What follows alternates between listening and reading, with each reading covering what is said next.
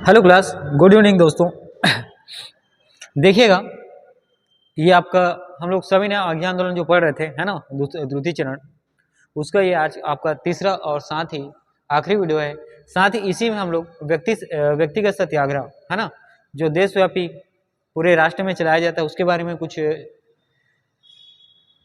बहुत ही, है ना, कम लफ्ज़ों में जैसा पेपर में पूछा जाता है ना, उस तरीके के तार्किक बातों को क्या है, इस तथ्य को इसमें शामिल किया गया है। उन सब चीज़ों को देखेंगे। साथ ही क्रिप्स मिशन के बारे में, है ना, बहुत थोड़ी सी चर्चा की जाएगी, क्योंकि यहाँ से प्रश्न आने की संभावना भी, है ना, मुझे नहीं लगता है कि यहाँ से प्रश्न क्या है अभी तक देखने को मिले नहीं है ना, आपके पेपर में। तो यहाँ से बस क्रिप्स मिशन को थोड़ा सा कोरिलेट करने के लिए कि इस दौरान 1942 में क्रिप्स मिशन आया था, बस इतनी ही चीज़ों को देखेंगे। और इसके बाद फिर हम लोग आगे जाएंगे और इसी दौरान, है ना, व्यक्तिगत सत्याग्रह या आप कहेंगे सविनय अवज्ञा आंदोलन के द्वितीय चरण के बहुत बाद आपको रायपुर में, है ना, बम षड्यंत्र केस देखने को मिलता है। इन सब चीज़ों के बारे में पढ़ेंगे, ठीक है। देखिए, आज थोड़ा सा गला क्या है, थोड़ा सा, हाँ, गले में खराश से बैठा हुआ है और आवाज़ भी उतनी ठीक नहीं है, थोड़ा सा स्वास्थ्य कारण है। तो अब क्या है, थोड़ा सा वीडियो में एडजस्ट करेंगे, है ना। सर्दी थोड़ा तेज है, फिर भी हम लोग अपने क्लास को, क्योंकि पेपर जो है आने वाले कुछ ही दिनों में है, तो क्लास को कंटिन्यू रखते हैं। और जैसा भी हो, है ना, आवाज़ का या गले में खराश का, तो उसको क्या है, धीरे धीरे हम लोग इसमें क्या करेंगे, आगे बढ़ेंगे क्लास में, है ना। तो चलिए, तो आप यहाँ पे देखेंगे, ठीक है। सविनय अवज्ञा आंदोलन के दौरान कल की वीडियो में हम लोगों ने देखा था कि महात्मा गांधी जी का आगमन हुआ था, है ना, अंतिम समय में हम लोगों ने उसके बारे में पढ़ा था, ठीक। उसी में हम लोग आगे देखेंगे। और अब देखते हैं, एक नाम आप याद रखना, डॉक्टर राजेंद्र प्रसाद का, ठीक है।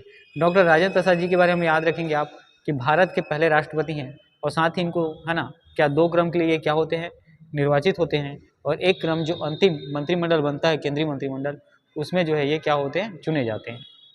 तो देखिएगा आप, सविनय अवज्ञा आंदोलन के दौरान जो राष्ट्रीय नेता छत्तीसगढ़ में सविनय अवज्ञा आंदोलन को समर्थन देने के लिए, है ना, उसका सहयोग करने के लिए या अन्य प्रकार की किसी भी गतिविधियों को में, है ना, राष्ट्रीय स्तर के इस आंदोलन को प्रेरित करने के लिए, अपनी मदद देने के लिए, तो इस दौरान कुछ राष्ट्रीय नेताओं का यहाँ छत्तीसगढ़ में आगमन आपको देखने को मिलेगा, जिसमें कल हमने गांधी जी के आगमन के बारे में पढ़ा था, है ना, द्वितीय क्रम में।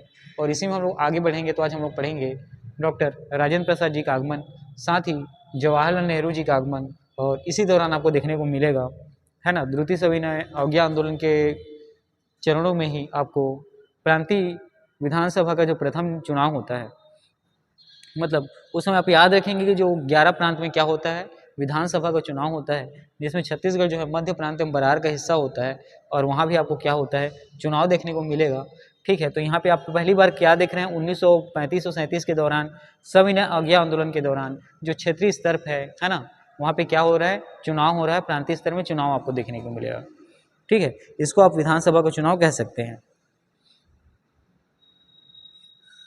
चलिए, अब आपका हम लोग वीडियो जो मूलभूत बातें थी, है ना, जिसको कल की वीडियो में, साथ ही आज की वीडियो में किन सब चीज़ों को हम लोग कोरिलेट करना है, किस तरीके से चीज़ें एक दूसरे के साथ जुड़ते जाएंगी, उसके बारे में हम लोग क्या करेंगे, अब यहाँ से चालू करेंगे। तो देखिए, सविनय अवज्ञा आंदोलन का दौर चल रहा था। इसी दौरान कल की वीडियो में हमने महात्मा गांधी जी का आगमन हुआ था 1932-33 में, उसके बारे में पढ़ा था। और इसके बाद देखते हैं, तुरंत बाद ही डॉक्टर राजेंद्र प्रसाद जी का छत्तीसगढ़ में आगमन होता है। और याद रखना, डॉक्टर राजेंद्र प्रसाद जी का छत्तीसगढ़ में जब आगमन 1935 को होता है। कब होता है, 1935 को। तो ये है, ये जो आगमन होता है डॉक्टर राजेंद्र प्रसाद जी का, ये छत्तीसगढ़ में उनके दूसरे क्रम का आगमन होता है ना। मतलब राजेंद्र प्रसाद जी दूसरी बार 1935 को छत्तीसगढ़ आते हैं। महीना कौन सा ये रहता है, तो आपको याद रखना है, सितंबर 1935 को। इसका मतलब ये है कि राजेंद्र प्रसाद जी इसके पहले भी, है ना, आपको असहयोग आंदोलन के दौरान देखने को मिलेगा, ये क्या होते हैं, छत्तीसगढ़ प्रस्थान करते हैं। तो यहाँ पर आप लोगों ने क्या देखा, समय है सितंबर महीने का और वर्ष है 1935। डॉक्टर राजेंद्र प्रसाद जी का दूसरी बार छत्तीसगढ़ में क्या होता है, आगमन होता है। और ये कहाँ पहुँचते हैं, तो आपको याद रखना है, रायपुर, है ना। छत्तीसगढ़ के रायपुर में डॉक्टर राजेंद्र प्रसाद जी आते हैं। और क्यों आते हैं, तो इसका उत्तर आपको यहाँ पर देखने को मिलेगा। रायपुर की जो जिला परिषद की जो वार्षिक सम्मेलन होता है, उसमें भाग लेने के लिए, है ना। रायपुर के जिला परिषद के जो वार्षिक सम्मेलन होता है, उसमें भाग लेने के लिए डॉक्टर राजेंद्र प्रसाद जी क्या करते हैं, छत्तीसगढ़ के रायपुर में आते हैं। चलिए देखिए, और डॉक्टर राजेंद्र प्रसाद जी का जो पहला आगमन है आपको याद रखना है, प्रश्न यहाँ से बनते हैं, इसीलिए मैं उन सब चीज़ों को यहाँ पे शामिल किया हुआ हूँ, जिसमें राजेंद्र प्रसाद जी का जो प्रथम आगमन है ये आप डेट याद रखेंगे 1921 को। ठीक है, तो डॉक्टर राजेंद्र प्रसाद जी का छत्तीसगढ़ पहली बार आगमन कब होता है, तो आपको डेट याद रखना है 1921 को। और उसके बाद जो है राजेंद्र प्रसाद जी का द्वितीय आगमन आपको देखने को मिलेगा सितंबर 1935 को रायपुर में, और रायपुर जिला काउंसिल के जो वार्षिक सम्मेलन है उसमें भाग लेने के लिए क्या करते हैं, आते हैं। ठीक है, और देखिएगा ये जो है असहयोग आंदोलन के प्रचार प्रसार हेतु आए होते हैं। ठीक है, जो प्रथम आगमन 1921 में होता है उस दौरान जो है डॉक्टर राजेंद्र प्रसाद जी असहयोग आंदोलन को प्रचार प्रसार करने के लिए, उसको दिशा देने के लिए, आम लोगों को संबोधित करने के लिए, है ना, सम्मेलन का क्या करने के लिए, आयोजन करने के लिए, लोगों को प्रेरित करने के लिए, मार्गदर्शन करने के लिए कि असहयोग आंदोलन को किस प्रकार वो समर्थन दे, जन भागीदारी निभाएं, ताकि असहयोग आंदोलन का जो उद्देश्य है उसके पूर्ति में क्या हो, सहायता मिल सके। ठीक है, तो इन सब चीज़ों को आप लोग यहाँ पर देखते हैं कि डॉक्टर राजेंद्र प्रसाद जी का देखिए आपने देखा क्या, पहली बार आगमन हुआ था 1921 में। 1921 का समय आपको याद रखना है कि इस दौरान असहयोग आंदोलन क्या था, पूरे भारत में चल रहा था। इस दौरान हमारे छत्तीसगढ़ में भी इसका प्रचार प्रसार करने के लिए, इसको सहयोग देने के लिए, इसको समर्थन देने के लिए, उसको प्रेरित करने के लिए, उसको मार्ग दिखाने के लिए, दिशा निर्देश दिखाने के लिए, है ना, राजेंद्र प्रसाद जी का पहली बार आगमन होता है। उसके बाद आप देखते हैं कि इनका द्वितीय बार जो आगमन होता है वो होता है 1935 को सितंबर महीने में। ठीक है, साल होता है आपका 1935 और महीना होता है सितंबर का, और वो आते हैं कहाँ, तो रायपुर में। ठीक है, और वो आते कहाँ हैं, तो रायपुर में। और रायपुर में क्यों आते हैं, तो इसका उत्तर है जिला परिषद की काउंसिल, है ना। देखिए उसमें जिला परिषद के जो वार्षिक सम्मेलन होता है या जिला काउंसिल का जो वार्षिक सम्मेलन होता है उसमें भाग लेने के लिए डॉक्टर राजेंद्र प्रसाद जी, है ना, इनका आगमन होता है सितंबर 1935 को।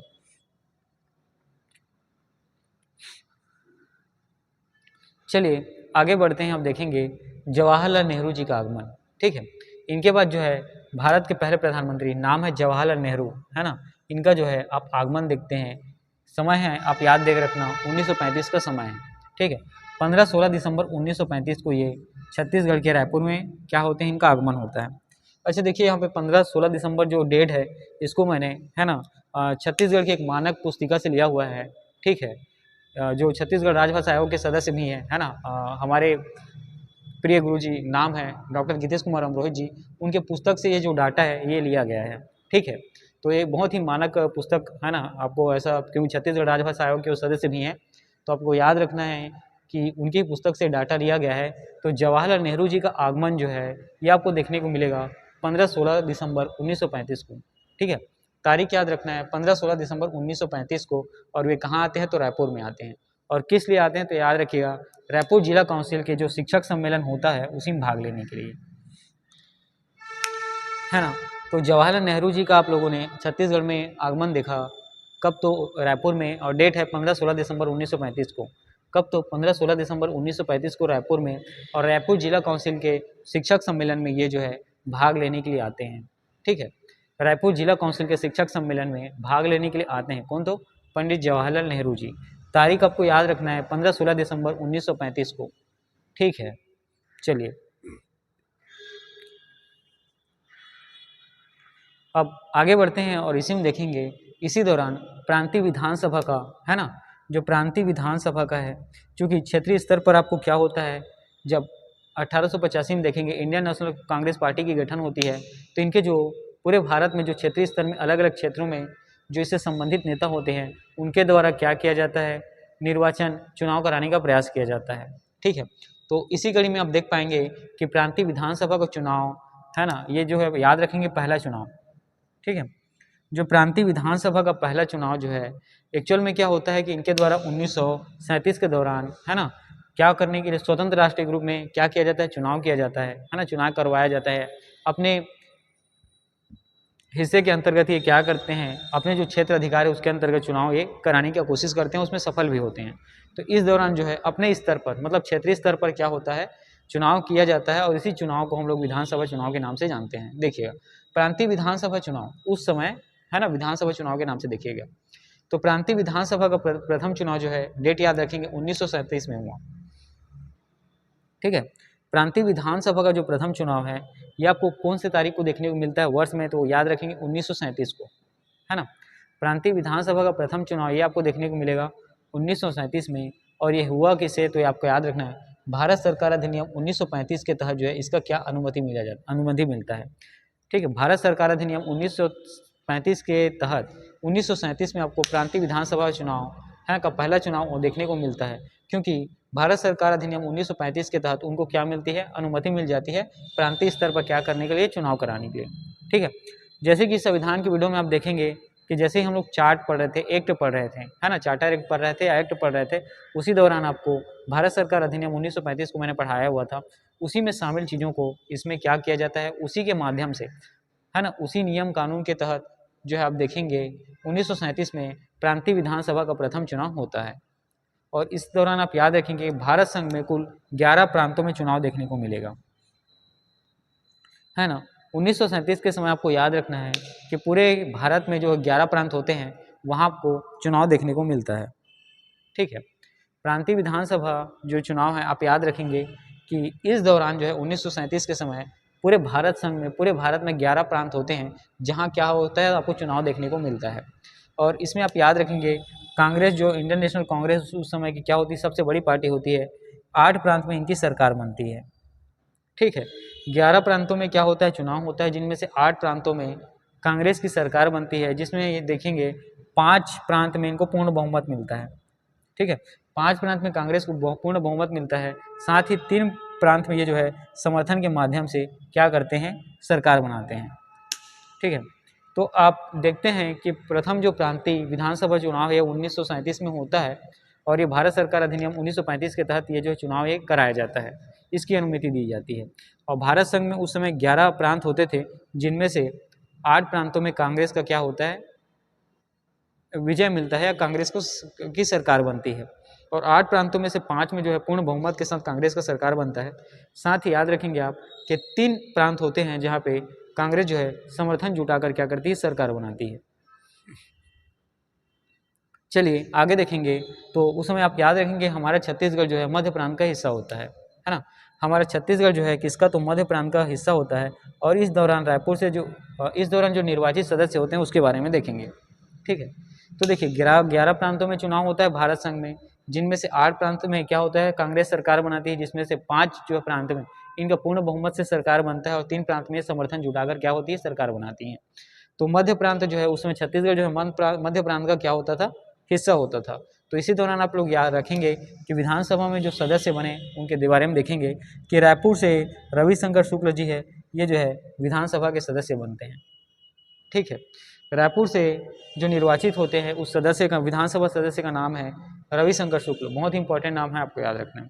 साथ ही बिलासपुर से निर्वाचित होने वाले जो व्यक्ति हैं उनका नाम है ई राघवेंद्र राव। ठीक है, रायपुर से आप लोगों ने यहाँ पे देखा है कि मध्य प्रांत जो छत्तीसगढ़ का हिस्सा होता था, है ना, मध्य प्रांत के अंतर्गत छत्तीसगढ़ आता था। ठीक है, मध्य प्रांत के अंतर्गत क्या आता था, छत्तीसगढ़ आता था, मतलब छत्तीसगढ़ जो है मध्य प्रांत का हिस्सा था। तो इस दौरान आप रायपुर से निर्वाचित जो विधानसभा सदस्य है उसके बारे में देखेंगे, वह रविशंकर शुक्ल। उसी प्रकार बिलासपुर से आप याद रखेंगे ई राघवेंद्र राव जो है क्या होते हैं, विधानसभा सदस्य निर्वाचित होते हैं।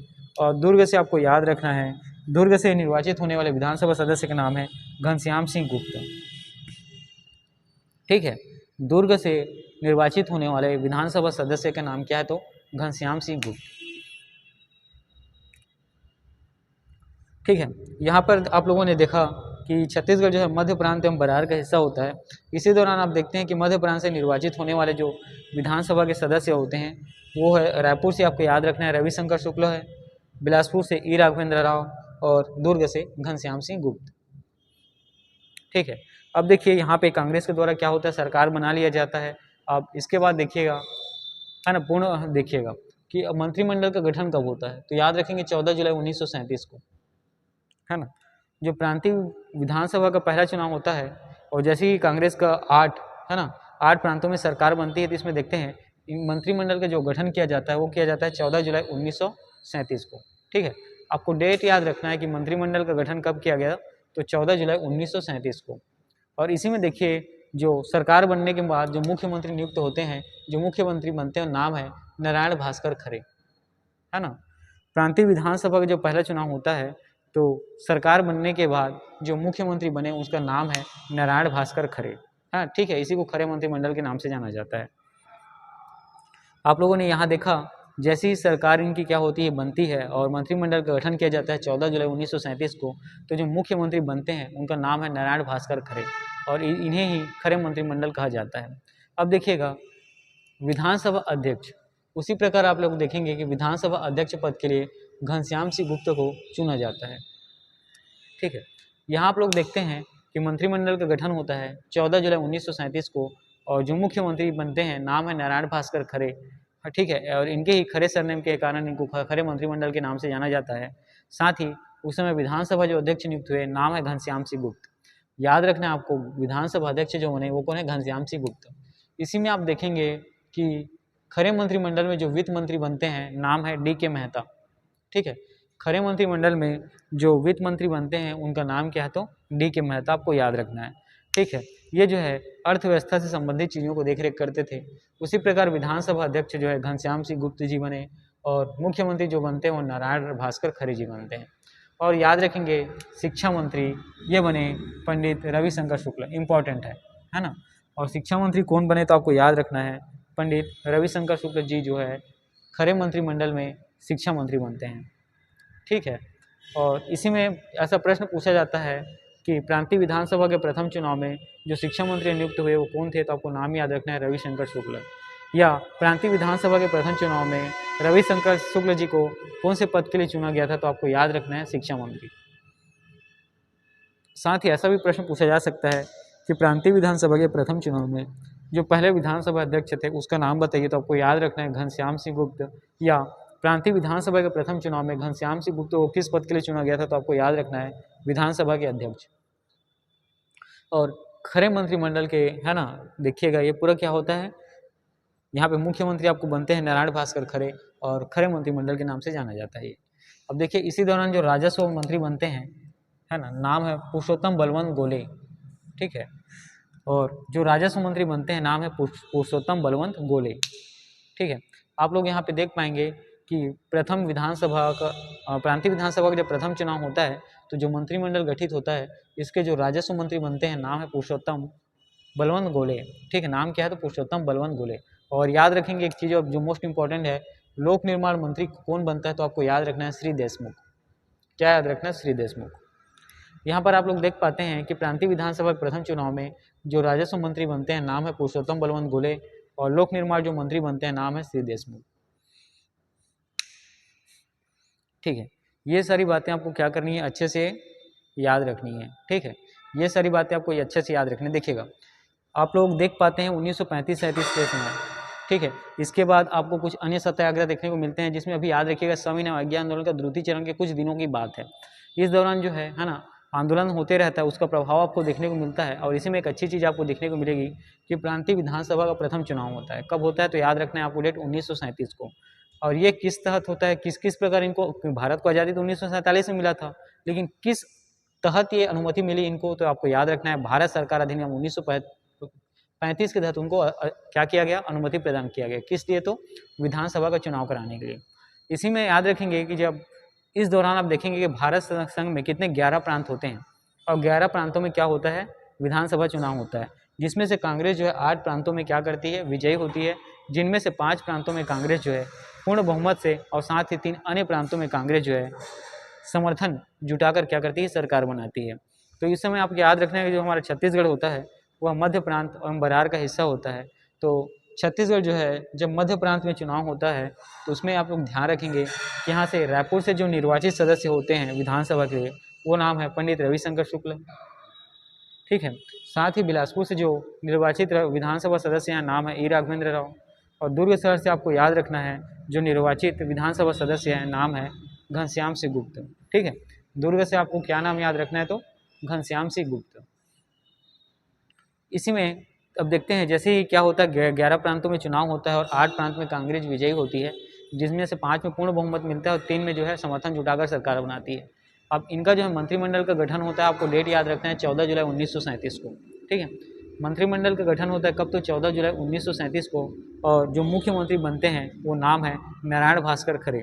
ठीक है, मुख्यमंत्री जो बनते हैं उनका नाम है नारायण भास्कर खरे, और इनका सरनेम खरे होने के कारण इनको क्या खरे मंत्रिमंडल के नाम से भी जाना जाता है ना। कभी कभी ऐसा होता है कि खरे मंत्रिमंडल में ऐसा प्रश्न पूछा जाता है कि प्रांतीय विधानसभा का प्रथम चुनाव ना बताकर खरे मंत्रिमंडल में जो वित्त मंत्री हैं उनका क्या नाम था, तो बताना है डी के मेहता। साथ ही खरे मंत्रिमंडल में शिक्षा मंत्री का नाम क्या है, तो रविशंकर शुक्ल, है ना। खरे मंत्रिमंडल में जो लोक निर्माण मंत्री थे उनका नाम क्या है, तो श्री देशमुख। इस तरीके से प्रश्न भी पूछे जा सकते हैं। तो आप लोग देखते हैं कि मंत्रिमंडल का गठन होता है 14 जुलाई 1937 को, ठीक है। और मुख्यमंत्री बनते हैं नारायण भास्कर खरे, और इनके सरनेम के नाम पर इसको खरे मंत्रिमंडल के नाम से जाना जाता है। इसी में आप देख पाते हैं कि जो मुख्य विधानसभा अध्यक्ष जो बनते हैं नाम है घनश्याम सिंह गुप्त। अभी मैं बताया कि घनश्याम सिंह गुप्त जो है दुर्ग से क्या होते हैं, निर्वाचित होते हैं। और वित्त मंत्री जो बनते हैं नाम है डी के मेहता, और शिक्षा मंत्री जो बनते हैं नाम है रविशंकर शुक्ल, ठीक है। रविशंकर शुक्ल के बारे में आप याद रखना है कि जो है रायपुर से निर्वाचित होते हैं। साथ ही जो राजस्व मंत्री बनते हैं नाम है पुरुषोत्तम लाल गोले, और जो लोक निर्माण मंत्री जो पीडब्ल्यूडी मंत्री बनते हैं उसका नाम है श्री देशमुख, ठीक है। जो पीडब्ल्यूडी या लोक निर्माण विभाग के जो मंत्री बनते हैं उसका नाम क्या है, तो श्री देशमुख। ये देखिए, ये सारी चीजें आपको देखने को मिलेंगी सब इन्हें अवज्ञा आंदोलन के द्वितीय चरण के दौरान। अब हम लोग आगे बढ़ते हैं और इसके बाद हम लोग पढ़ते हैं व्यक्तिगत सत्याग्रह के बारे में, ठीक है। व्यक्तिगत सत्याग्रह 1940 अगस्त 1940 के आसपास का समय रहता है। आपको याद रखना है, हम लोग यहाँ पे है ना इसको जो है छत्तीसगढ़ के स्तर में पढ़ रहे हैं। व्यक्तिगत सत्याग्रह जो है एक राष्ट्रव्यापी आंदोलन होता है, राष्ट्रव्यापी सत्याग्रह होता है जो पूरे भारत में होता है, ठीक है। तो क्या है, तो उन सब चीज़ों को जो पूरे भारत में किस तरीके से चलती हैं उसको हम लोग छत्तीसगढ़ के इतिहास में उसको हम लोग भारत के इतिहास में पढ़ेंगे। तो अभी सिर्फ उतनी ही चीज़ों को मैंने यहाँ पे शामिल किया है जिसकी क्या है संभावना है कि वो आने वाले पेपर में आपको यहाँ से प्रश्न दिखे। ऐसे तथ्यों को ही आज है ना क्लास में लाया गया है, ठीक है। तो इसमें आप देखते हैं जो छत्तीसगढ़ की व्यक्तिगत सत्याग्रह के बारे में देखेंगे, है ना। चूंकि देशव्यापी आंदोलन था उसका प्रभाव या सत्याग्रह का किस प्रकार से यहाँ पे पड़ता है, तो यहाँ व्यक्तिगत सत्याग्रह को देखते हैं। उसके बाद आप क्रिप्स मिशन 1942 को देखेंगे, फिर रायपुर षड्यंत्र केस 1942 के बारे में हम लोग पढ़ेंगे। तो सविनय अवज्ञा आंदोलन के द्वितीय चरण के तुरंत बाद ही आपको देखने को मिलता है व्यक्तिगत सत्याग्रह, ठीक है। पूरे भारत में इसका क्या होता है, पूरे भारत में व्यक्तिगत सत्याग्रह किया जाता है और किनके द्वारा इसके लिए अधिवेशन में प्रस्ताव पारित किया जाता है, तो आपको याद रखेंगे गांधी जी के द्वारा। चलिए देखते हैं सब चीज़ों को अभी, है ना। तो व्यक्तिगत सत्याग्रह के बारे में याद रखेंगे, अगस्त 1940 का समय रहता है, ठीक है। व्यक्तिगत सत्याग्रह के बारे में आपको याद रखना है कि अगस्त 1940 का समय रहता है। कब, तो अगस्त 1940 का समय रहता है। इसी दौरान आपको व्यक्तिगत सत्याग्रह देखने को मिलता है, ठीक है। और इसके लिए बम्बई में अधिवेशन होता है, ठीक है। बम्बई में जो इंडियन नेशनल कांग्रेस का अधिवेशन होता है उसमें गांधी जी के द्वारा क्या किया जाता है, घोषणा किया जाता है। किस लिए, तो व्यक्तिगत सत्याग्रह करने के लिए, ठीक है। अगस्त 1940 में को आप याद रखेंगे, व्यक्तिगत सत्याग्रह का घोषणा है ना किया जाता है किनके द्वारा, जो गांधी जी के द्वारा। और कहाँ किया जाता है, तो बम्बई में जो अधिवेशन होते रहते हैं उसी में। साथ ही अब देखेंगे ये होता है अगस्त में। उसके बाद कुछ महीनों बाद 27 नवंबर 1940 को, ठीक है। जो मैंने पहले ही बताया कि व्यक्तिगत सत्याग्रह क्या होता है, राष्ट्रव्यापी आंदोलन होता है। तो जो मुख्य है ना, जिसका केंद्र होता है वहाँ से चालू होता है, और ये जो 11 प्रांत है वहाँ धीरे धीरे क्या होना, फैलना चालू होता है। तो उसके 2-3 महीने बाद आपको 27 नवंबर 1940 को डेट याद रखना है। कब, तो 27 नवंबर 1940 को, ठीक है। पंडित रविशंकर शुक्ल याद रखना है, ये जो है छत्तीसगढ़ में पहले ऐसे व्यक्ति होते हैं जो व्यक्तिगत सत्याग्रह को प्रारंभ करने का काम करते हैं या चालू करने का काम करते हैं, ठीक है। तो व्यक्तिगत सत्याग्रह आपने देखा कब, अगस्त 1940 को, है ना।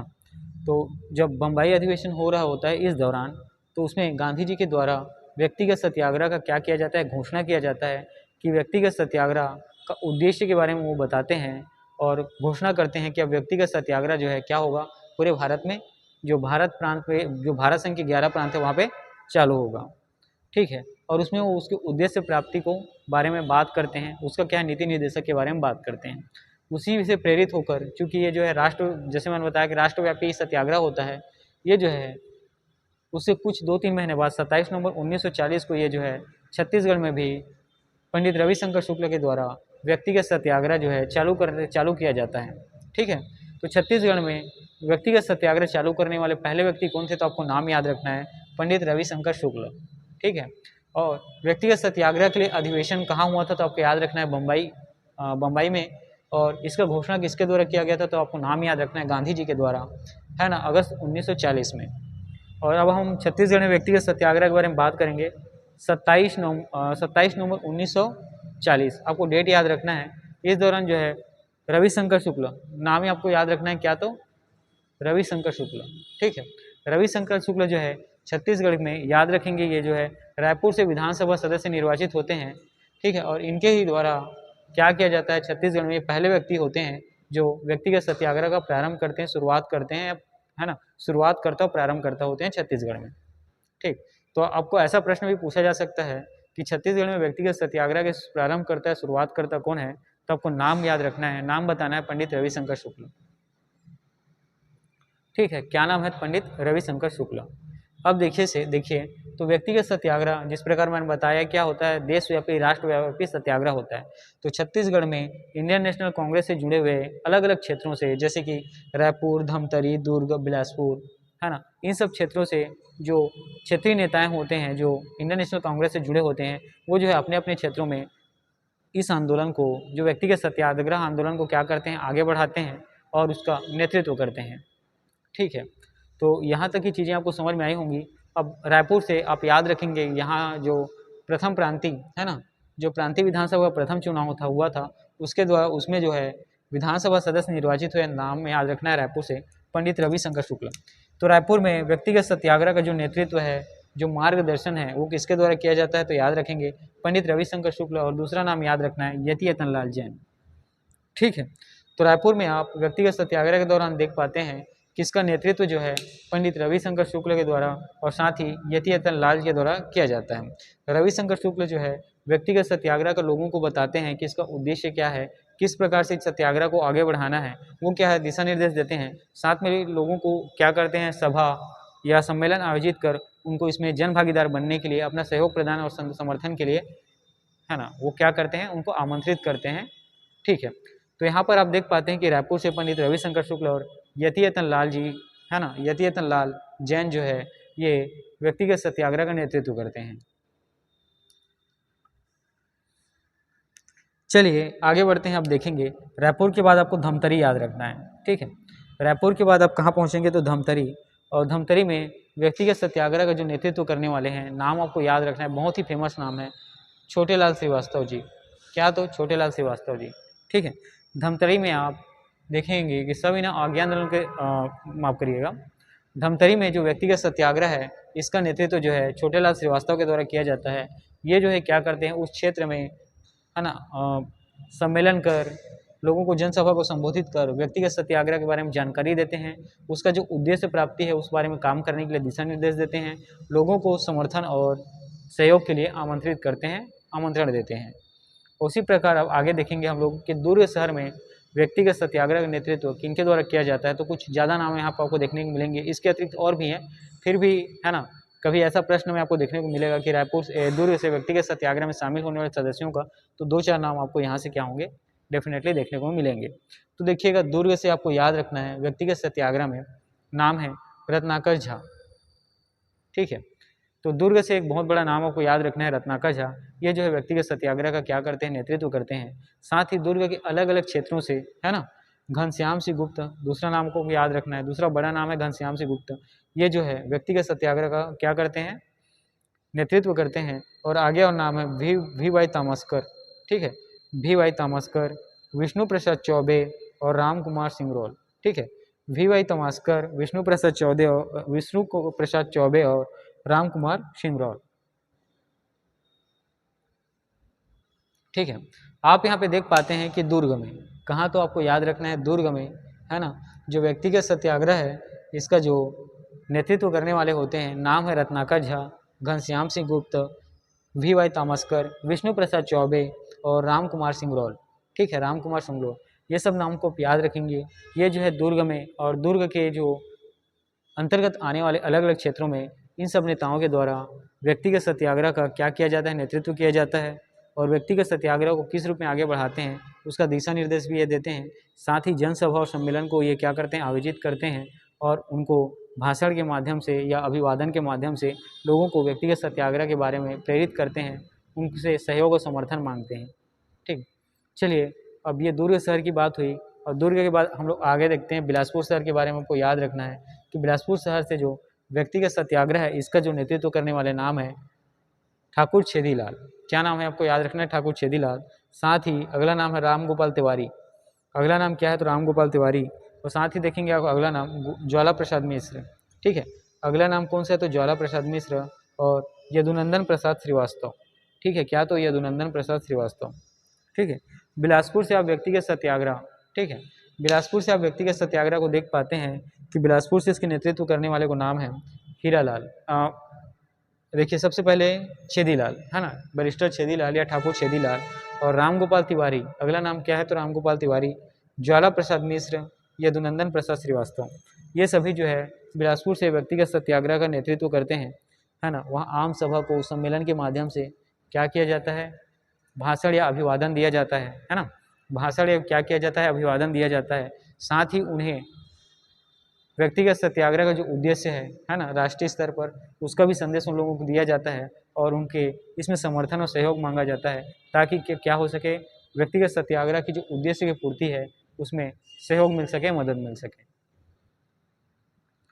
ठीक है, यहाँ पर आप देख पाएंगे कि व्यक्तिगत सत्याग्रह सबसे पहले, चलिए इस चीज़ को हम लोग एक बार फिर से थोड़ा सा क्यों रिवीजन कर लेते हैं।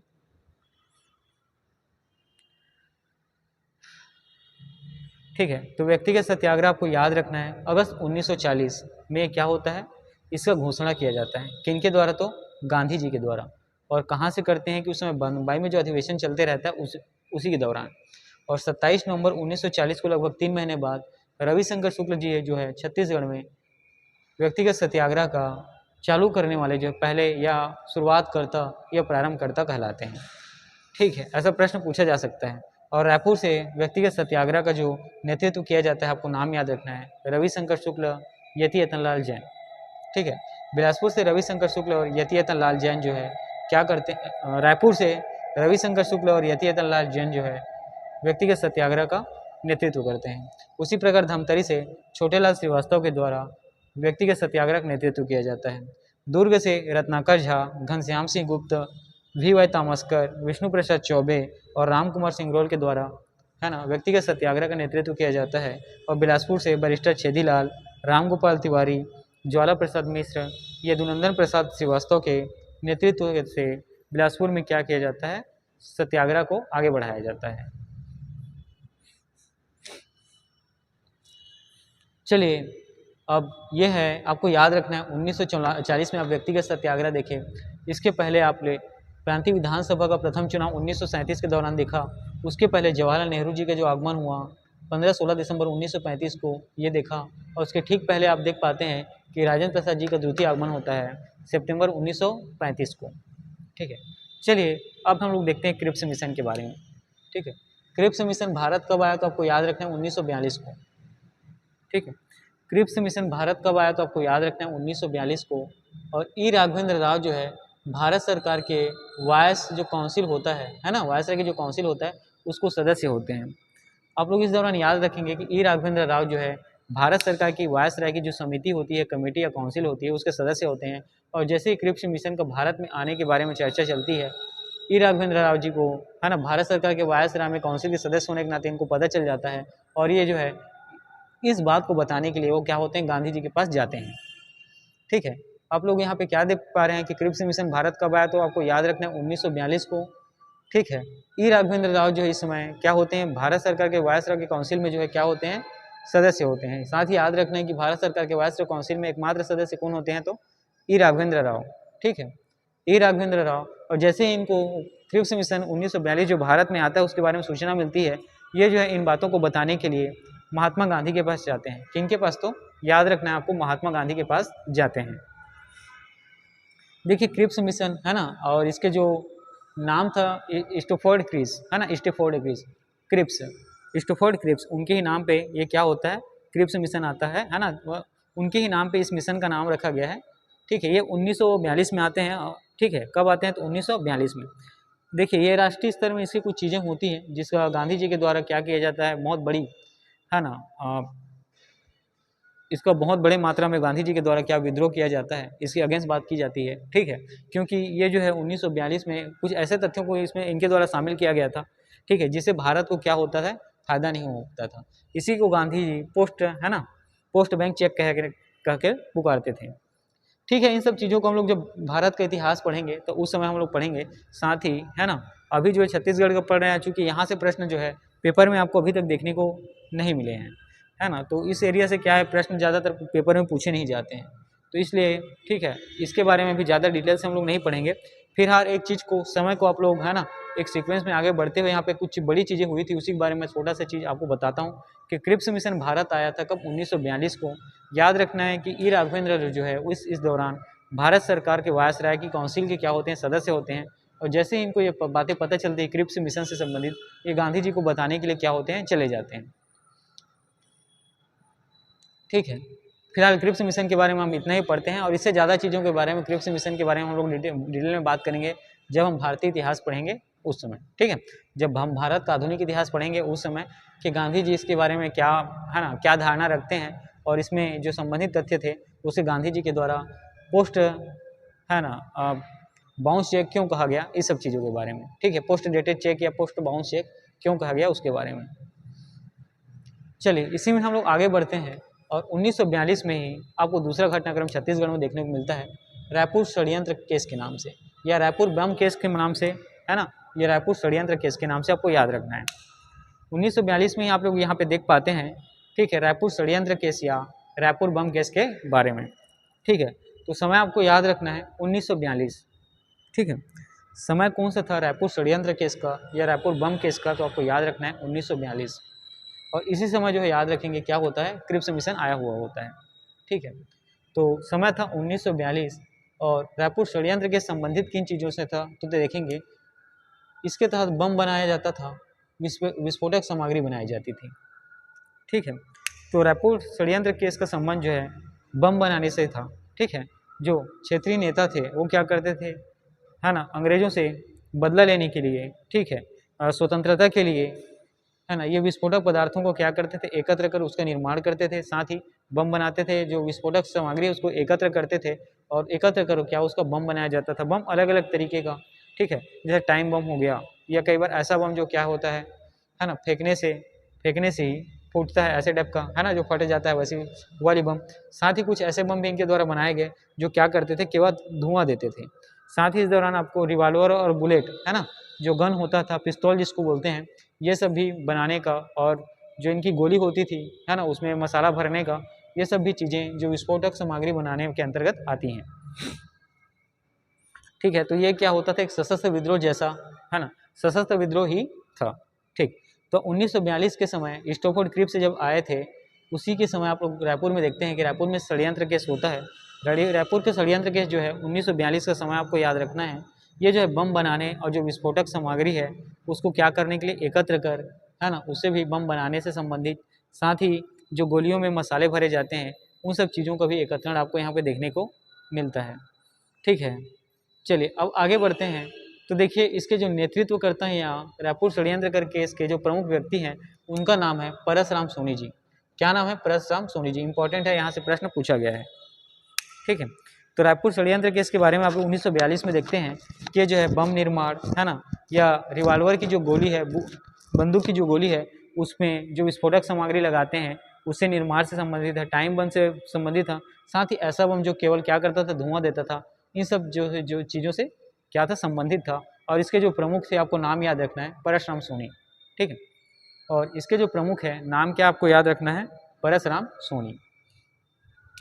अब देखिएगा, क्या नाम याद रखना है आपको, परसराम सोनी। और परसराम सोनी के साथ जो सहयोगी थे या जो नेतृत्व में इनका बढ़ चढ़ कर समर्थन देने वाले थे, कुछ नेता जिनका नाम है रणवीर सिंह शास्त्री। ठीक है, ये इनके सहयोगी भी कर सकते हैं, साथ ही जो है इनके प्रखर नेता भी थे, है ना, प्रमुख नेता थे परसराम सोनी के ही बराबर, जो इनका क्या करते थे, सहयोग करते थे। तो सहयोगी के नाम है रणवीर सिंह शास्त्री। क्या नाम है, रणवीर सिंह शास्त्री और सुधीर मुखर्जी। अगला तो सुधीर मुखर्जी। उसी प्रकार क्रांति कुमार भारती। ठीक है, क्रांति कुमार भारती, इसके बारे में हम लोगों ने, है ना, क्या किया हुआ है, पढ़ा हुआ है। ठीक है, एक दो वीडियो पहले ही हम लोगों ने इनके बारे में पढ़ा हुआ है, आप वहाँ से देख सकते हैं। बिहारी चौबे, है ना, बिहारी लाल चौबे जो है उनके बारे में। कुंज बिहारी चौबे, है ना, कुंज बिहारी चौबे, समर सिंह और सुरेंद्र नाथ दास। ठीक है, तो रायपुर षड्यंत्र केस के जो प्रमुख होते हैं नाम है प्रमुख व्यक्ति के नाम परशुराम सोनी, और उनके जो सहयोगी होते हैं नाम है रणवीर सिंह शास्त्री। ठीक है, सहयोगी का नाम क्या है तो रणवीर सिंह शास्त्री, सुधीर मुखर्जी, और क्या नाम है तो सुधीर मुखर्जी, और साथ ही क्रांति कुमार भारती। ठीक है, अगला जो नाम है आपको याद रखना है क्रांति कुमार भारती, और अगला जो नाम है बिहारी लाल चौबे। ठीक है, अगला क्या नाम है बिहारी लाल चौबे, कुंज बिहारी चौबे, समर सिंह और सुरेंद्र नाथ दास। देखिए जो प्रमुख नेता हैं उनका नाम तो आपको याद रखना ही है, साथ ही उनके सहयोगी या उनके सामान्य जो नेता हैं उनके बारे में भी आपको याद रखना है, क्योंकि पेपर में कई बार कुट भाषा में ऐसा पूछ दिया जाएगा कि रायपुर षड्यंत्र केस के जो नेता थे उनका नाम क्या है, और 3 कूट में अलग अलग नाम जैसे कि परशुराम सोनी, रणवीर सिंह शास्त्री, और दूसरे कूट में सुधीर मुखर्जी, क्रांति कुमार भारती, और तीसरे ऑप्शन में बिहारी लाल चौबे, कुंज बिहारी चौबे, और चौथे में आपको दे दिया रहेगा समर सिंह और सुरेंद्र नाथ दास। और इनमें से सभी, तो आपको पांचों ऑप्शन में जो आखिरी वाला ऑप्शन है इनमें से सभी का क्या करना है, उसको आंसर लेना है, उसको टिक लगाना है। तो यहाँ पर आप 1942 में रायपुर षड्यंत्र केस के दौरान देखते हैं जो परशुराम सोनी इनके प्रमुख नेता होते हैं या नेतृत्वकर्ता होते हैं, उनके साथ देने वाले व्यक्ति के नाम है रणवीर सिंह शास्त्री, सुधीर मुखर्जी, क्रांति कुमार भारती, बिहारी चौबे, कुंज बिहारी चौबे, समर सिंह और सुरेंद्र नाथ दास, और क्या नाम है तो सुरेंद्र नाथ दास। देखिए रायपुर षड्यंत्र केस में आपको बम बनाया जाता था, इसके बारे में दिखा गया, बताया गया है। साथ ही विस्फोटक सामग्री बनाई जाती है, इसके बारे में बताया गया है। ये किन स्थानों पे बनता था, किन स्थान पर ये जो है राष्ट्रीय या क्रांतिकारी जो नेता है किन स्थानों पर क्या करते थे, इस विस्फोटक सामग्री या बम बनाने की चीज़ों का केंद्र कहाँ से था, कहाँ से इन सब चीज़ों को क्या करते थे ऑपरेट करते थे, उसका निर्माण किन जगहों पे किया जाता था। तो आपको याद रखना है उस जगह का नाम, जो विस्फोटक सामग्री का जो निर्माण का क्षेत्र है जहाँ ये क्या किया जाता, बनाया जाता था, है ना। विस्फोटक सामग्री का निर्माण का क्षेत्र जहाँ ये बनाया जाता था, नाम आपको याद रखना है ईदगाह भाटा।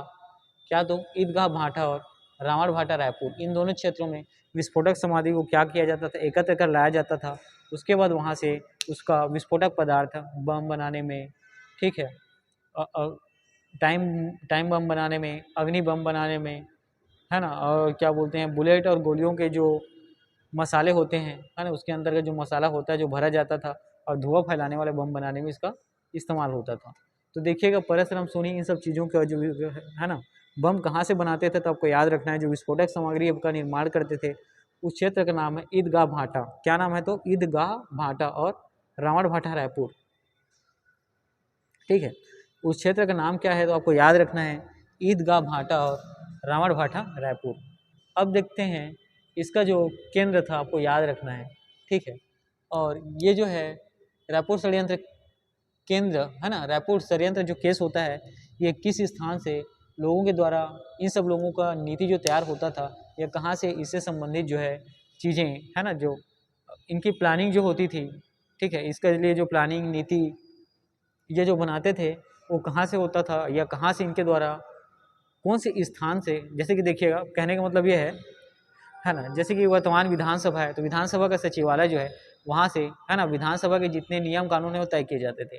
उसी प्रकार आप लोग यहाँ पे देखते हैं कि जो परशुराम सोनी है जो विस्फोटक सामग्री के निर्माण जो है ये तो ईदगाह भाटा और रावण भाटा रायपुर से करते थे, लेकिन इसके लिए जो नीति कि किस तरीके से आगे कहाँ कहाँ पे बम लगाया जाएगा, ठीक है, किन क्षेत्रों में किस तरीके से आगे इसमें क्रियान्वयन करना है, ठीक है, किस बम को या बुलेट या गोली का इस्तेमाल किस पर करना है, इसके लिए जो नीतियाँ बनाई जाती थी, जो नियम कानून तय किए जाते थे, उसके लिए स्थान का नाम है ओरिएंटल होटल।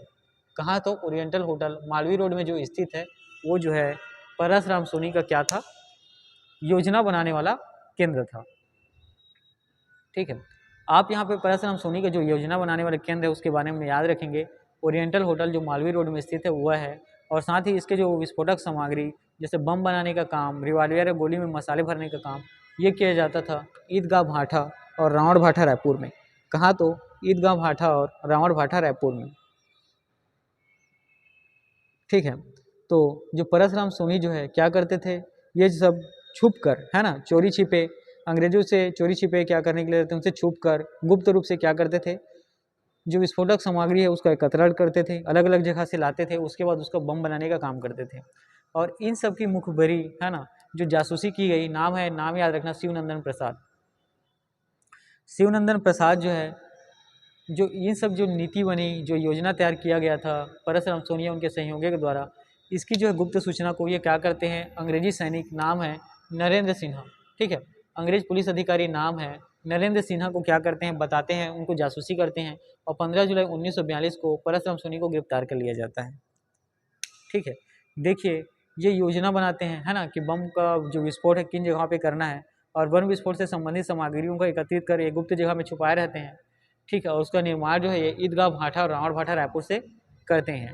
और साथ ही इसके लिए एक स्थान, दूसरा स्थान था जहाँ से ये क्या करते हैं, योजना का क्रियान्वयन करते हैं, तो वो स्थान था ओरिएंटल होटल मालवी रोड।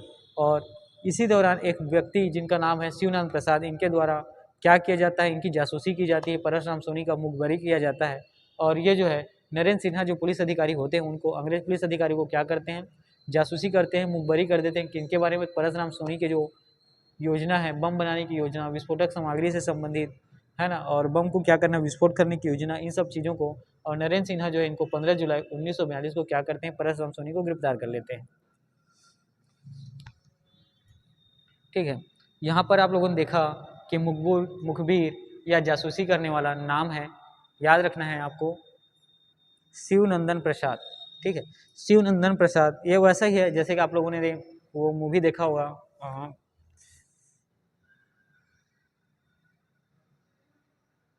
है ना, शोले पिक्चर, है ना, शोले पिक्चर क्या देखा होगा, वहाँ पर क्या होता है, अंग्रेजों के ज़माने के जेलर रहते हैं, ठीक है, और उसका मुखबिर करने वाला एक व्यक्ति होता है, ठीक है, जिसमें हमारे बादशाह, जिसमें हमारे, है ना, बॉलीवुड के बादशाह सर रहते हैं, अमिताभ बच्चन जी। और ठीक है, तो उसमें जो है ना, वहाँ का जो सीन है वैसा ही था, यहाँ पर भी आप देखने को मिलेगा। तो आप यहाँ पे देख पाएंगे क्या कि मुखबिर किया जाता है, जासूसी किया जाता है किसके द्वारा, तो शिवनंदन प्रसाद के द्वारा। ये जो है जाकर मुखबिरी या जासूसी किसके साथ पास करते हैं, तो नरेंद्र सिन्हा जो अंग्रेजी पुलिस अधिकारी होते हैं। और ये जो है 15 जुलाई 1942 को परसराम सोनी को क्या करते हैं, गिरफ्तार कर लेते हैं। और इनकी जो आने वाले समय में जो गुप्त योजना होती है जिसके अंतर्गत बम का विस्फोट करना था, है ना, अंग्रेजों को नुकसान पहुँचाना था, उनको डराना था, धमकाना था, ठीक है, उसमें क्या होता है, वो अब क्या हो जाता है, समाप्त हो जाता है, कैंसिल हो जाता है। ठीक है, और जब 15 जुलाई 1942 को परसराम सोनी को गिरफ्तार कर लिया जाता है और उन पे आरोप लगाया जाता है किस चीज़ का, तो आप याद रखेंगे, अग्नि बम बनाने का। ये क्या करते हैं, अग्नि बम बना रहे थे इसका। साथ ही क्लोरोफार्म, ये भी ज्वलनशील पदार्थ होता है ना, क्लोरोफार्म बनाने का और टाइम बम बनाने का। ठीक है, जो टाइम बम है उसके भी निर्माण का जो आरोप जो है किन पे लगता है, तो परसराम सोनी पे। अब देखेंगे कि 15 जुलाई 1942 को गिरफ्तार करने के बाद अग्नि बम बनाने का, क्लोरोफार्म ज्वलनशील पदार्थ बनाने का, टाइम बम बनाने का और साथ ही रिवाल्वर, है ना, बुलेट या गोलियां बनाने का। ठीक है, क्या तो रिवाल्वर, बुलेट और गोलियां बनाने का और साथ ही धुआं फैलाने वाले बम बनाने का, इन सब आरोपों से उनको क्या किया जाता है, परसराम सोनी को आरोपित किया जाता है। ठीक है, तो देखिए यहाँ पे परसराम सोनी के ऊपर आरोप क्या लगा है, तो अग्नि बम बनाने का, क्लोरोफार्म जो ज्वलनशील पदार्थ है उसको बनाने का, उसका उपयोग करने का, टाइम बम बनाने का, रिवाल्वर, बुलेट और गोलियां बनाने के और साथ ही धुआं फैलाने वाले बम बनाने के। और इन सब आरोप के तहत उनको साबित कर 7 साल की सजा सुनाई जाती है। ठीक है, ये सारी आरोप को आरोपित कर परसराम सोनी के बारे में याद रखेंगे, इनको 7 साल की सजा सुनाई जाती है। कितनी, तो 7 साल की। लेकिन जो रविशंकर शुक्ल जी होते हैं, याद रखिएगा, ठीक है, नाम आपको याद रखना है, रविशंकर शुक्ल जी। ठीक है, रविशंकर शुक्ल जी के प्रयासों से, ठीक है, किनके, तो रविशंकर शुक्ल जी, वहाँ पे आप याद रखेंगे शिक्षा मंत्री ये बने होते हैं 1937 में। और जो ये रायपुर षड्यंत्र केस है ये होता है 1942 के समय का है। तो उस समय रायपुर के जो प्रखर नेता है, नाम है रविशंकर शुक्ल जी, इनके प्रयासों से परसराम सोनी जो है 7 साल की जगह जो है 4 साल में ही क्या हो जाते हैं, ये रिहा हो जाते हैं। ठीक है, 7 साल की जगह 5 साल में क्या होते हैं, ये रिहा हो जाते हैं। चलिए इसको एक बार फिर से देखते हैं कि रायपुर षड्यंत्र के एक्चुअल में क्या था, बम बनाने, विस्फोटक पदार्थ बनाने से संबंधित, है ना, षड्यंत्र था, जो भारतीयों के क्रांतिकारियों के द्वारा क्या किया जाता था, इसकी नीति बनाई गई थी और उसको क्या करना था, योजना बनाया गया था। और किनके विरुद्ध ये करना था, तो याद रखेंगे, अंग्रेजों के विरुद्ध। समय याद रखना है आपको 1942, है ना। और इसके जो प्रमुख नेता थे, नाम है परसराम सोनी, जो क्या करते हैं, विस्फोटक पदार्थ एकत्रित करते हैं, उसको बनाते हैं, है ना, विस्फोटक पदार्थ बनाते हैं, रिवॉल्वर और बुलेट में जो मसाला भरा जाता है उसको बनाते हैं, धुआं फैलाने वाले बम बनाते हैं, टाइम बम बनाते हैं, है ना, अग्नि बम बनाते हैं। और उनके जो परशुराम सोनी के, है ना, इस सशस्त्र विद्रोह में जो सहयोगी होते हैं, वो सहयोगी नेता का नाम है यहाँ पे रणवीर सिंह शास्त्री। क्या नाम है तो याद रखना है, रणवीर सिंह शास्त्री। साथ ही सुधीर मुखर्जी, साथ ही क्या तो सुधीर मुखर्जी, क्रांति कुमार भारती, 2-3 वीडियो पहले इनके बारे में हम लोगों ने पढ़ा हुआ है, तो वहाँ से आप भी इन सब चीज़ों को देख सकते हैं। और बिहारी लाल चौबे, कुंज बिहारी चौबे, समर सिंह और सुरेंद्र नाथ दास, ये सभी जो है परशुराम सोनी के सहयोगी होते हैं। ठीक है। और परशुराम सोनी कहाँ से विस्फोटक सामग्री का निर्माण करते हैं, तो आपको याद रखना है ईदगाह भाटा या रावण भाटा रायपुर। ठीक है, ईदगाह भाटा या रावण भाटा रायपुर स्थान से ये जो है विस्फोटक सामग्री का निर्माण करते थे। और साथ ही अपने इनके योजनाओं से संबंधित जो केंद्र था वो था ओरिएंटल होटल, है ना। ओरिएंटल होटल में ये रुक कर ठहर कर जो मालवीय रोड में स्थित है वहाँ से अपनी ये जो है योजना को क्या करते थे, बनाते थे। और इन सब चीज़ों के बारे में जो मुखबिरी किया गया नाम है शिवनंदन प्रसाद। क्या नाम है, शिवनंदन प्रसाद। ये जो है अंग्रेज पुलिस अधिकारी नाम है नरेंद्र सिन्हा को क्या करते हैं, मुखबिरी करते हैं, जासूसी करते हैं परशुराम सोनी के बारे में, जिसके तहत 15 जुलाई 1942 को परशुराम सोनी को गिरफ्तार कर लिया जाता है। ठीक है। अब देखेंगे परशुराम सोनी पर अग्नि बम, क्लोरोफॉर्म, टाइम बम बनाने, रिवॉल्वर, बुलेट और गोलियां बनाने और धुआं फैलाने वाला बम बनाने का आरोप को उनको आरोपित किया जाता है और 7 वर्ष की सजा सुनाई जाती है। लेकिन पंडित रविशंकर शुक्ल के प्रयासों से 7 साल की बजाय उनको 4 साल में ही क्या कर दिया जाता है, छोड़ दिया जाता है। ठीक है, 7 साल की जगह उनको 4 साल में ही क्या किया जाता है, छोड़ दिया जाता है। चलिए इन सब चीज़ों को एक छोटा सा, है ना, जल्दी से क्विक रिविजन भी कर लेते हैं। आप देख पाते हैं कि सभी ने अवज्ञा आंदोलन के दौरान का द्वितीय चरण चल रहा था। ठीक है, इसी दौरान राजेंद्र प्रसाद जी, पिछले वीडियो में हम लोगों ने देखा कि महात्मा गांधी जी क्या हुए थे, आगमन हुआ था, उनका द्वितीय आगमन हुआ था 1933 के समय। और उनके बाद राजेंद्र प्रसाद जी आते हैं सितंबर 1935 को। कहाँ आते हैं तो रायपुर आते हैं। और ये जिला परिषद के जो वार्षिक सम्मेलन होता है वहाँ भाग लेने के लिए आए होते हैं। और राजेंद्र प्रसाद जी का पहला आगमन जो है 1921 में हुआ था, ये आपको याद रखना है। और असहयोग आंदोलन को समर्थन या प्रचार प्रसार करने के लिए राजेंद्र प्रसाद जी 1921 में छत्तीसगढ़ आए हुए थे। इसके बाद पंडित जवाहरलाल नेहरू जी आते हैं, आपको याद रखना है 15-16 दिसंबर 1935 को। कहाँ तो रायपुर में, रायपुर जिला काउंसिल का जो शिक्षक सम्मेलन होता है वहाँ जो है जवाहरलाल नेहरू जी क्या होते हैं, शामिल होने के लिए आते हैं। अब देखिएगा 1937 के समय प्रांतीय विधानसभा का प्रथम चुनाव होता है और 21 तहत होता है, तो आपको याद रखना है भारत सरकार अधिनियम 1935 के तहत। ठीक है, और भारत संघ में उस समय आपको याद रखना है 11 प्रांतों में चुनाव कराया जाता है, जिसमें से 8 प्रांत में कांग्रेस जो है विजयी होता है। और 8 प्रांतों में से 5 में कांग्रेस को पूर्ण बहुमत मिलता है और 3 में जो है वो समर्थन क्या करते हैं, जुटाकर सरकार बनाते हैं। तो छत्तीसगढ़ जो है उस समय मध्य प्रांत में बरार का हिस्सा होता है। और मध्य प्रांत से जो निर्वाचित सदस्य होते हैं, रायपुर से पंडित रविशंकर शुक्ल, बिलासपुर से ई राघवेंद्र राव, दुर्ग से घनश्याम सिंह गुप्त। अब इसके बाद 14 जुलाई 1937 को विधानसभा चुनाव विजित होने के बाद मंत्रिमंडल का गठन किया जाता है और मुख्यमंत्री बनाया जाता है नारायण भास्कर खरे जी को। विधानसभा अध्यक्ष बनते हैं घनश्याम सिंह गुप्त, वित्त मंत्री बनते हैं डी के मेहता, शिक्षा मंत्री बनते हैं रविशंकर शुक्ल, राजस्व मंत्री बनते हैं पुरुषोत्तम बलवंत गोले और लोक निर्माण मंत्री बनते हैं श्री देशमुख। ठीक है, अब ये सब बातें हो गई सभी ने आज्ञा आंदोलन के कुछ समय बाद की। अब याद रखेंगे व्यक्तिगत सत्याग्रह को देखने को मिलेगा, ये भी एक राष्ट्रव्यापी सत्याग्रह है, तो इसके बारे में हमें अलग से पढ़ना था, लेकिन चूंकि यहाँ से प्रश्न ज़्यादा पूछे नहीं जाते हैं इसीलिए कुछ इंपॉर्टेंट फैक्टर को, तथ्यों को यहाँ पे शामिल किया गया है। तो व्यक्तिगत सत्याग्रह का समय आपको याद रखना है, अगस्त 1940 का समय था, है ना। बम्बई अधिवेशन होता उस समय, तो गांधी जी उसमें क्या करते हैं, व्यक्तिगत सत्याग्रह का घोषणा करते हैं। ठीक है, और 27 नवंबर 1940 को, ठीक है, 2-3 महीने बाद, क्योंकि राष्ट्रव्यापी सत्याग्रह है तो इसका प्रभाव आपको छत्तीसगढ़ में देखने को मिलता है। और रविशंकर शुक्ल जो छत्तीसगढ़ के पहले व्यक्ति होते हैं जो व्यक्तिगत सत्याग्रह को छत्तीसगढ़ में शुरुआत करता है, प्रारंभ करता होते हैं। अब देखिएगा रायपुर से व्यक्तिगत सत्याग्रह का नेतृत्व जो है रविशंकर शुक्ल यतियाता लाल जैन के द्वारा किया जाता है। धमतरी से बाबूलाल छोटेलाल श्रीवास्तव के द्वारा किया जाता है। और दुर्ग से रत्नाकर झा, घनश्याम सिंह गुप्त, वी तमस्कर, विष्णु प्रसाद चौबे और रामकुमार सिंगरौल जो है दुर्ग से व्यक्तिगत सत्याग्रह का नेतृत्व करते हैं। इसी में आगे आप देखेंगे कि बिलासपुर शहर से बैरिस्टर छेदीलाल, रामगोपाल तिवारी, ज्वाला प्रसाद मिश्र, यदुनंदन प्रसाद श्रीवास्तव जो है व्यक्तिगत सत्याग्रह का नेतृत्व करते हैं। अब क्रिप्स मिशन कब आया तो आपको याद रखना है 1942 को, है ना। भारत में क्रिप्स मिशन आता है और उसी दौरान ई राघवेंद्र राव जो है भारत सरकार के वायसराय कार्यकारिणी में क्या होते हैं, सदस्य होते हैं और इसकी सूचना वो तत्काल महात्मा गांधी जी को देते हैं। अब इस दौरान आपको रायपुर में बम षड्यंत्र केस देखने को मिलता है। समय हो जाता है 1942 का। इसमें बम बनाने, विस्फोटक सामग्री बनाने से संबंधित ये जो है षड्यंत्र है और इसका जो प्रमुख होता है परशुराम सोनी, साथ ही उनके सहयोगी नेता होते हैं रणवीर सिंह शास्त्री, सुधीर मुखर्जी, क्रांति कुमार भारती, बिहारी लाल चौबे, कुंज बिहारी चौबे, समर सिंह और सुरेंद्र नाथ दास। इन सभी का नाम आपको याद रखना है। और जो कि विस्फोटक सामग्री है उसका संग्रहण कहाँ से किया जाता था, कहाँ से निर्मित किया जाता था, तो उसके बारे में देखते हैं। ईदगाह भाठा और रावण भाठा 2 स्थान है रायपुर में, वहाँ से। और साथ ही इसका जो योजना है तैयार कहाँ से किया जाता था, तो उस स्थान या उस केंद्र का नाम है ओरिएंटल होटल मालवीय रोड। क्या? तो ओरिएंटल होटल मालवीय रोड। अब देखिएगा यहाँ जो है इस योजना की मुखबिरी जो है शिवनंदन प्रसाद एक व्यक्ति के द्वारा किया जाता है। और ये जो है अंग्रेज सैनिक नाम है नरेंद्र सिन्हा को क्या करते हैं, मुखबिरी जासूसी करते हैं। और 15 जुलाई 1942 को परसराम सोनी को गिरफ्तार कर लिया जाता है।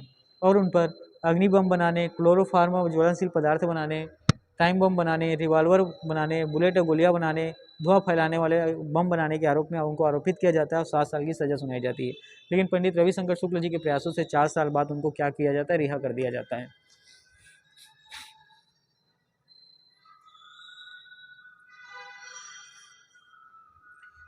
चलिए यहाँ पर जितनी भी चीज़ें हैं उसको आप क्या करेंगे, अच्छे से पढ़ेंगे। ठीक है, यहाँ पर जितनी भी चीज़ें आपको अच्छे से पढ़ेंगे, ये आपका सविनय अवज्ञा आंदोलन से रिलेटेड ये तीसरा और अंतिम वीडियो था। ठीक है, इसके बाद हम लोग व्यक्तिगत सत्याग्रह के आगे जो भारत छोड़ो आंदोलन है उसमें बढ़ेंगे, क्योंकि 1942 का समय आप लोग देख रहे हैं क्रिप्स मिशन आ गया। इसके बाद भारत छोड़ो आंदोलन चलता है, उस दौरान छत्तीसगढ़ की हम लोग देखेंगे कि भारत छोड़ो आंदोलन के दौरान छत्तीसगढ़ कैसा था। ठीक है, जो संविधान निर्माण का समय उस दौरान छत्तीसगढ़ में किस तरीके से चीज़ें है ना आगे बढ़ती हैं, उसके बारे में हम लोग आगे क्या करेंगे, डिस्कस करेंगे। तो आज की इन सब चीज़ों को, साथ ही इसके पहले 2 वीडियो और जितनी वीडियो अभी के छत्तीसगढ़ के इतिहास के संबंध में, जिसमें हम लोग छत्तीसगढ़ का जो मध्यकालीन इतिहास है वन से संबंधित उसको पढ़ रहे हैं। और साथ में आप लोग देख पाएंगे कि हम लोग जो है